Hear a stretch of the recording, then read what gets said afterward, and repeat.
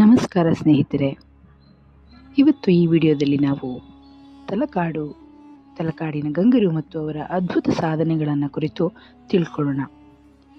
ಮೊದಲನೇದಾಗಿ, ತಲಕಾಡು ಒಂದು ಅದ್ಭುತ ನಗರ. ಕಾವೇರಿ ನದಿಯ ಪವಿತ್ರ ತಟದಲ್ಲಿ ಇಂದು ಮರಳಲ್ಲಿ ಮರೆತು ಹೋಗಿರುವ ಒಂದು ಪ್ರಾಚೀನ ನಗರ, ಅದೇ ತಲಕಾಡು. ಒಮ್ಮೆ ಈ ತಲಕಾಡು ದಕ್ಷಿಣ ಭಾರತದ ಶಕ್ತಿಶಾಲಿ ಸಾಮ್ರಾಜ್ಯದ ರಾಜಧಾನಿಯಾಗಿತ್ತು. ಆ ಸಾಮ್ರಾಜ್ಯವನ್ನು ಆಳಿದವರು ಮತ್ತಾರೂ ಅಲ್ಲ, ತಲಕಾಡಿನ ಗಂಗರು, ಅಥವಾ ಅವರನ್ನ ಪಶ್ಚಿಮ ಗಂಗವಂಶ ಅಂತಲೂ ಕರೀತಾರೆ. ಇಂದು ಈ ವಿಡಿಯೋದಲ್ಲಿ ತಲಕಾಡಿನ ಗಂಗರು ಯಾರು, ಅವರು ಮಾಡಿದ ಸಾಧನೆಗಳೇನು ಅನ್ನೋದನ್ನ ತಿಳ್ಕೊಳ್ಳೋಣ. ತಲಕಾಡಿನ ಐತಿಹಾಸಿಕ ಹಿನ್ನೆಲೆ. ತಲಕಾಡು ಇಂದಿನ ಕರ್ನಾಟಕದ ಮೈಸೂರು ಜಿಲ್ಲೆಯಲ್ಲಿದೆ. ಕ್ರಿಸ್ತಶಕ 4ನೇ ಶತಮಾನದಿಂದ ಸುಮಾರು 10ನೇ ಶತಮಾನದವರೆಗೆ ಪಶ್ಚಿಮ ಗಂಗವಂಶದ ಪ್ರಮುಖ ರಾಜಧಾನಿಯಾಗಿತ್ತು. ರಾಜಕೀಯ, ಧಾರ್ಮಿಕ ಮತ್ತು ಸಾಂಸ್ಕೃತಿಕವಾಗಿ ತಲಕಾಡು ಅತ್ಯಂತ ಮಹತ್ವದ ಕೇಂದ್ರವಾಗಿತ್ತು.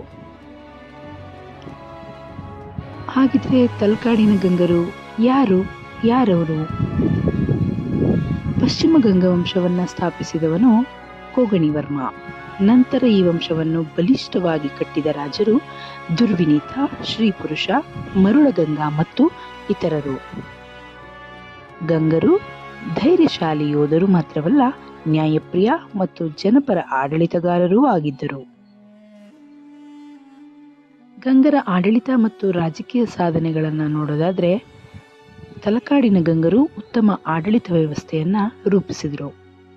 ಗ್ರಾಮ ಮಟ್ಟಗಳಲ್ಲಿ ಗ್ರಾಮ ಸಭೆಗಳ ಮೂಲಕ ಆಡಳಿತ ನಡೀತಾ ಇತ್ತು. ರೈತರು, ವ್ಯಾಪಾರಿಗಳು ಮತ್ತು ಸಾಮಾನ್ಯ ಜನರಿಗೆ ರಕ್ಷಣೆ ಮತ್ತು ನ್ಯಾಯ ನೀಡುವುದು ಗಂಗರ ಆಡಳಿತದ ಮುಖ್ಯ ಲಕ್ಷಣವಾಗಿತ್ತು. ಸ್ಥಳೀಯ ಆಡಳಿತ ವ್ಯವಸ್ಥೆ ನಂತರದ ಚಾಲುಕ್ಯ ಮತ್ತು ಹೊಯ್ಸಳರಿಗೆ ಪ್ರೇರಣೆಯಾಯಿತು.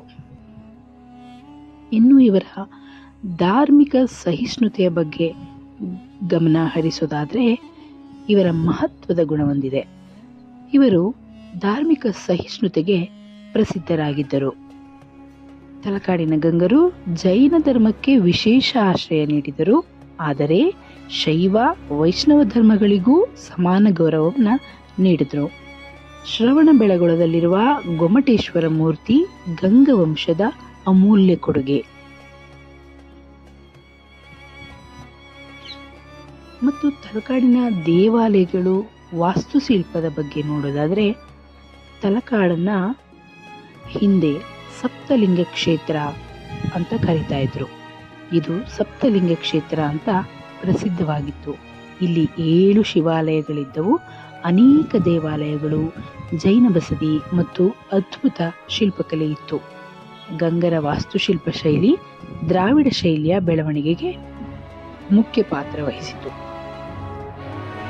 ಹಾಗಿದ್ರೆ ಈ ಅದ್ಭುತವಾದ ತಲಕಾಡು ಮರಳಲ್ ಮರ್ತದ್ದು ಹೇಗೆ? ಕಾಲಕ್ರಮೇಣ ಕಾವೇರಿ ನದಿಯು ದಿಕ್ಕು ಬದಲಾವಣೆ, ಪ್ರವಾಹಗಳು ಮತ್ತು ಪ್ರಕೃತಿಯ ಪರಿಣಾಮದಿಂದ ತಲಕಾಡು ನಿಧಾನವಾಗಿ ಮರಳಲ್ಲಿ ಮುಚ್ಚಿ ಹೋಯಿತು. ಇಂದು ದೇವಾಲಯಗಳ ಮೇಲೆ ಮರಳುಗುಡ್ಡೆಗಳನ್ನ ಕಾಣಬಹುದು. ಆದರೆ ಈ ತಲಕಾಡು ಮರಳಲ್ಲಿ ಮರೆತರೂ ನಮ್ಮ ತಲಕಾಡಿನ ಇತಿಹಾಸ ಇಂದಿಗೂ ನಿಮ್ಮೆಲ್ಲರ ಮನದಲ್ಲಿ ತಲಕಾಡಿನ ರೂಪದಲ್ಲಿ ಅಚ್ಚಳಿಯದಂತೆ ಉಳಿದಿದೆ.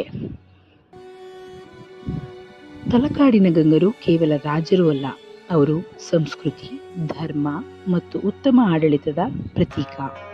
ತಲಕಾಡು ನಮಗೆ ಹೇಳುವುದು ಒಂದೇ: ಇತಿಹಾಸವನ್ನು ಮರೆತರೆ ನಮ್ಮ ಬೇರುಗಳನ್ನು ಕಳೆದುಕೊಳ್ಳುತ್ತೇವೆ. ಸೊ ಈ ವಿಡಿಯೋ ನಿಮಗೆ ಇಷ್ಟ ಆದರೆ ಲೈಕ್ ಮಾಡಿ, ಶೇರ್ ಮಾಡಿ ಮತ್ತು ಚಾನಲ್ ಸಬ್ಸ್ಕ್ರೈಬ್ ಮಾಡೋದನ್ನು ಮರಿಬೇಡಿ.